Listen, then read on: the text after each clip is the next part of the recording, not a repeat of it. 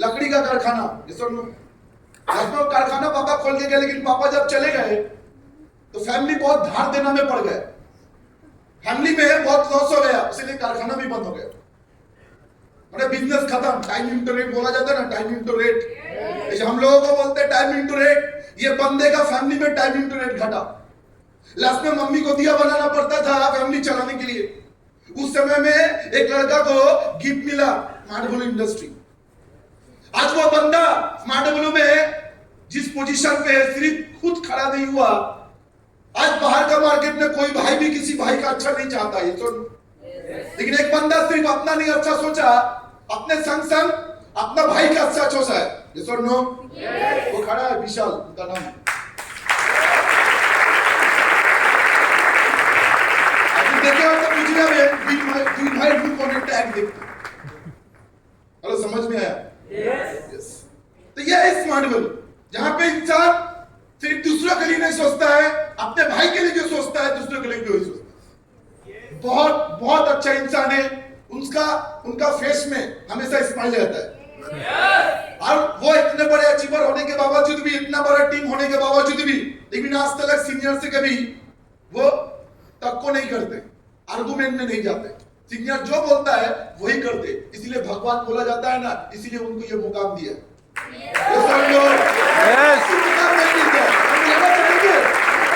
Wonderful leader, a great personality, royal and Nepus leader.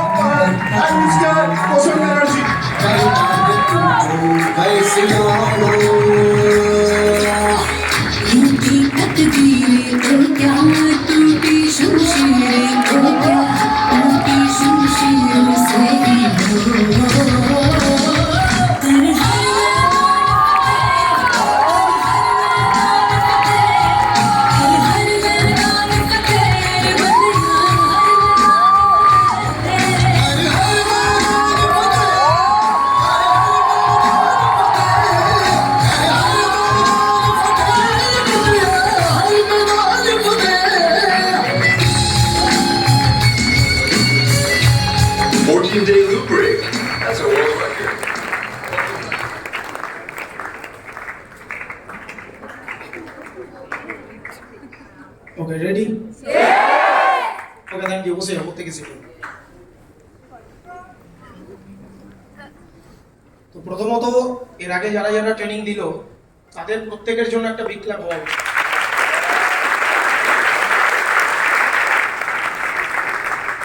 Really আজাজদা যে প্রথম থেকে এখনো পর্যন্ত এত সুন্দরভাবে আমাদের কাছে প্রত্যেকের ব্যাপারে এবং প্রত্যেকটা ট্রেনারের সম্বন্ধে যে ইনফরমেশনগুলো দিয়ে আসছে, এই ইনফরমেশনগুলো আমাদের প্রত্যেকের খুব প্রয়োজন। তার কারণ এই ইনফরমেশনগুলো আমরা যত পাবো তত একটা মানুষকে চিনতে এবং একটা মানুষকে বুঝতে এবং তার সাথে নিজেকে কোরিলেট করতে আমাদের অনেক সুবিধা হবে। আর যখন আমরা তাদের সাথে রিলেট করতে পারবো, আর রিলেট করতে করতে করতে করতে একটা সময় আসবে যেই সময় বিভিন্ন বাধা, বিভিন্ন বিপত্তি আমাদের লাইফে ফেস করতে হবে। তো ওই বাধা বিপত্তিগুলোতে আমাদেরকে কভার করতে সাহায্য করবে আর কিছু না, ওই রিলেটেড পয়েন্টগুলো। am I making sense? তো আমি বলবো না যে আমার লাইফে সবথেকে বড় প্রবলেম ছিল, আমি কখনো ওটাকে প্রবলেম মনে করিনি। তার কারণ আমি যেই মানুষটার ট্রেনিং পেয়েছি, আমি যেই মানুষটার ইনফরমেশন জেনেছি, যেই মানুষটার নলেজ পেয়েছি এবং যেই মানুষটার কাছ থেকে আদর্শ মেনে জীবনে প্রতিনিয়ত বড় হচ্ছি, তো আমি মনে করি আমার থেকে তার লাইফের প্রবলেমটা অনেক বড় ছিল। ইভেন স্মার্ট ভ্যালুতে আসার সময়তেও অত সিরিয়াস ব্যাপারটা আমার মধ্যে ছিল না যে আমি স্মার্ট ভ্যালু করব বা স্মার্ট ভ্যালু থেকে বড় জায়গায় যাব। আমাকে মিনিমাম 4 বার ইনভাইট করে আমার সিনিয়র, যার দ্বারা আমি এই সিস্টেমটা পেয়েছি, মিস্টার সন্তু সরকার। তবে হ্যাঁ, রিয়েলি সে আমাকে 3 বার ইনভাইট করার পরেও আমি তাকে না করে দিই। এবং 4 নম্বর বারে যখন ইনভাইট করে, যেহেতু ভালো বন্ধু ছিল, তার সম্মান রাখার খাতিরেই আমি এসেছিলাম, যে তোর মান সম্মানের ব্যাপার আছে, চল একবার ঘুরে আসি। কিন্তু আমার কাউন্সিলিং হয়েছিল ভারত সভা হলে। তো আমি ভারত সভা হলে যখন বসে আছি, তো বসে থাকতে একখানা পয়েন্ট, দুখানা পয়েন্ট, যে মানুষটা ট্রেনিং করাচ্ছে সেই ট্রেনিংটাকেও আমার মাইন্ড অতটা শার্প নয় যে মানুষটা ট্রেনিং করাচ্ছে বা যে মানুষটা কাউন্সিলিং করাচ্ছে তার প্রত্যেকটা পয়েন্টকে আমি ক্যাচ করে নিতে পারি। তার প্রত্যেকটা পয়েন্টকে আমি ক্যাচ করতে পারছি না, কিন্তু ওই মানুষটার ডেডিকেশন, ওই মানুষটার এনার্জি, যেটা আমার ভেতরে অলওয়েজ যেটাকে কানেক্ট করতে পেরেছিল, যে একটা মানুষ কন্টিনিউয়াসলি 2 থেকে 3 ঘন্টা কমিউনিকেশন করে যাচ্ছে, তার ভেতর থেকে যে ভাইব্রেশন আসছে, আর সেই ভাইব্রেশনের মধ্যে প্রত্যেকটা জায়গাতে একটা জিনিসই ছিল, সেটা হলো পজিটিভিটি, যেটা আমি সিস্টেমের প্রথম দিন যখন আমি ইন্ডাস্ট্রিতে আসি সেদিনকারই আমি দেখতে পেয়েছিলাম এবং ফলো করেছিলাম। এবং ওই এনার্জিটা আমাকে কোনো না কোনো রকমভাবে কানেক্ট করে, এই বিজনেসটা করতে হবে, এই বিজনেসটাতে কাজ করতে হবে, কিছু করি বা না করি, অ্যাটলিস্ট এতটা ডেডিকেশনের সাথে, এতটা প্যাশনেট হয়ে কেউ যদি প্ল্যান শো করায়, অ্যাটলিস্ট তাকে না বলা যায় না, তাকে না বলা সম্ভব নয়। তো আমার মনের মধ্যে একটা কানেকশন তৈরি হয়ে গেছিল যে করতে হবে। আর ওই মানুষটার এনার্জি, ওই মানুষটা আর কেউ নয়, ওই মানুষটা মিস্টার বিকাশ ঘোষ।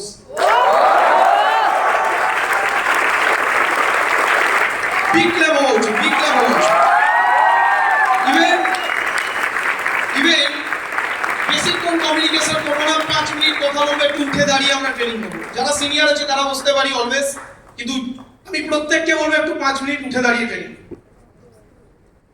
তো ফ্যাক্ট যে তার কিছুদিন বাদেই সিস্টেমে আসার সাথে সাথে, যে কিছুদিনের মধ্যেই আমার, যখন আমি জয়েন করি, আমার ভেরিফিকেশন চলে, এবং ভেরিফিকেশনের পরে যখন টাকার দরকার পড়ে ইনস্ট্যান্ট সিট বুকিং এর, আমার এখনো পর্যন্ত মনে আছে ওই ইনস্ট্যান্ট সিট বুকিং এর টাকাটা 1,500 টাকা, বেশি ছিল না। ওই 1,500 টাকাটা আমার বাবার ওষুধ কেনার জন্য ছিল, আর ওই ওষুধ কেনার টাকাটাই দিয়ে আমাকে সিটটা বুকিং করে।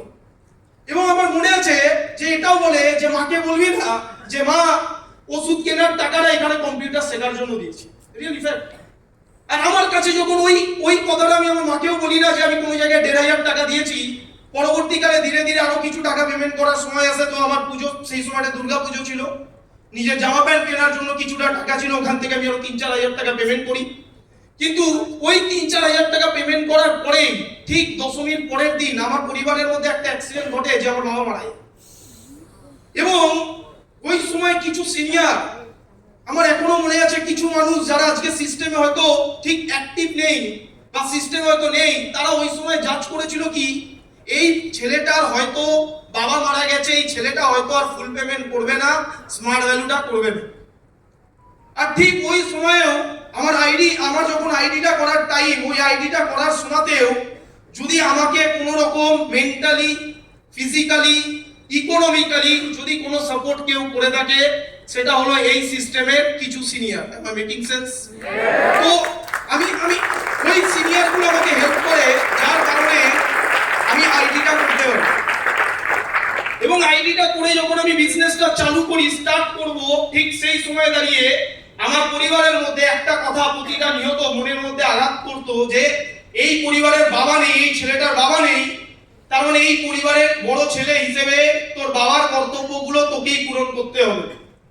আর আমি এখনো পর্যন্ত লাইফে যদি সিস্টেমে টিকে আছি, তো ওই কথাগুলো যে আমাকে আমার রিলেটিভ, আমাকে আমার পরিবার, আমাকে আমার বন্ধু বান্ধব, আমাকে আমার স্কুল টিচার যারা বলেছিল যে এসব জায়গায় কাজ করিস না, এসব জায়গায় কাজ করলে তুই তোর পরিবারকে কখনো ভালো রাখতে পারবি না, তুই তোর পরিবারের কখনো প্রবলেম সলভ করতে পারবি না, এসব জায়গাকে ড্রপ করে দে, তুই তোর মাকে সুখে রাখতে পারবি যদি অন্য কোনো জায়গা থেকে 10-15 হাজার টাকা কামাস।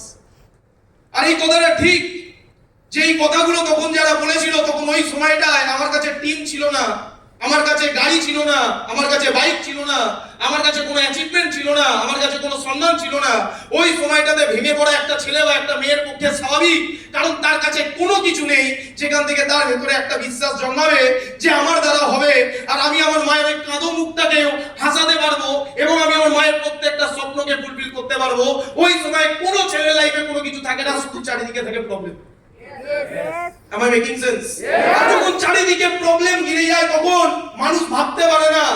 মানুষ ভাবতে পারছিলাম না আমি ওই সময় কি করব, কোথায় করতে হবে, কিভাবে এগাতে হবে। কিন্তু হ্যাঁ, ভেতরে কিছু স্বপ্ন ছিল যে আমি যদি এখান থেকে করতে পারি তাহলেই হয়তো আমি আমার মাকে এক্সট্রা অর্ডিনারি কিছু করে দেখাতে পারবো। কারণ আমার মধ্যে ওই স্কিল, আমার মধ্যে ওই কোয়ালিটি, আমার কাছে ওই পড়াশোনা নেই যেই পড়াশোনার দ্বারা আমি হয়তো বছরে 1 কোটি টাকার প্যাকেজ, বছরে হয়তো 10 লাখ টাকার প্যাকেজ বা প্রতি মাসে হয়তো 50,000 টাকা ইনকাম করতে পারবো। এই ক্ষমতাটা আমার কাছে নেই। এটা আমি পুরোপুরি ওই সময়ও বুঝেছিলাম আর এখনো অক্ষরে অক্ষরে বুঝতে পারি। ইভেন এখনো পর্যন্ত আমি আমার লাইফে আমি আমার মাকে যদি বলে থাকি যে মা কাজ করার প্রয়োজন নেই, থেমে যাও, যদি মাসে আরো 2-3 হাজার টাকা এক্সট্রা দিতে হয় আমি দিতে রাজি আছি, আমি ঠিক ম্যানেজ করে দেব, তুমি ছেড়ে দাও। কিন্তু মা ছাড়বে না, কারণ ফাইটারের পেটেই ফাইটার জন্মায়। আর আজকের ডেটে দাঁড়িয়ে আমি মনে করি আমার মধ্যে যদি কোনো এই না ছেড়ে যাওয়ার জেদ যদি কোনো জায়গা থেকে তৈরি হয়ে থাকে আমার মায়ের কাছ থেকে, কারণ আমার মায়ের রক্তটাই আমার শরীরে রয়েছে। আর এখনো পর্যন্ত স্টিল নাও কিভাবে হোক 200-500 টাকা ইনকাম করে বলছে আমার শরীরে যতদিন জোর আছে আমি ততদিন কামাবো। তুই আমার বাড়ি, তুই আমার একটা বড় বাংলোতেও যদি আমাকে রাখিস, তুই যদি আমার সামনে একটা 4 চাকা এনে দাঁড় করিয়ে দিস, তাও আমি থামবো না। শেষ নিঃশ্বাস অবধি আমি কাজ করব। কারণ শেষ নিঃশ্বাস অবধি আমি একটা কথা বলতে চাই যে আমার ছেলে, আমার মেয়েকে মানুষ করার জন্য আমি আমার জীবন দিয়েছি। রিয়েলি এই ধরনের মানুষগুলোর যদি স্বপ্নগুলোকে আমরা পূরণ না করি, এই মানুষগুলোর যদি ইমোশন নিয়ে আমরা খেলা করি, তার মানে সত্যি আমি ছেলে না। দ্যাট ইজ ওয়াই এটা হলো মেন কারণ যে আমি জীবনের শেষ সময় অবধিও ছেলে হয়ে বাঁচতে চাই।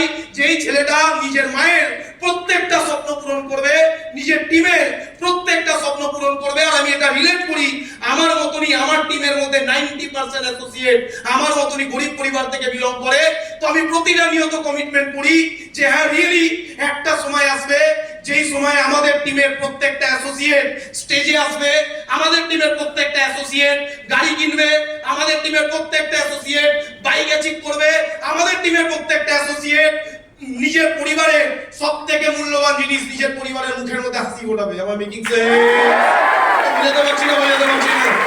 রিয়েলি আরো একটা জিনিস যেটা আমি অলওয়েজ ফেস করি, আমি আমার লাইফে আজাদ একটা ভাড়াবাড়ি কথা বললো যে দাদা আমাকে এটা ফিল করিয়ে দিল যে হ্যাঁ আমি রিয়েলি কখনো আমার সিনিয়রদের উপরে বা কখনো আমি ডিসরেসপেক্ট দেখাইনি। একটাই কারণ, একটাই রিজন, কারণ আমার অকাত কিছু ছিল না, আজকে যেই অকাতটা হয়েছে তাদের জন্য। আর এই মানুষগুলোকে যদি আমি সাবমিটেড করতে পারি, হ্যাঁ রিয়েলি আমাদের আরো অনেক উন্নতি হবে, আর অনেক ডেভেলপমেন্ট হবে, আমরা আরো বড় জায়গায় যেতে পারবো। আমার মেকিং সেন্স।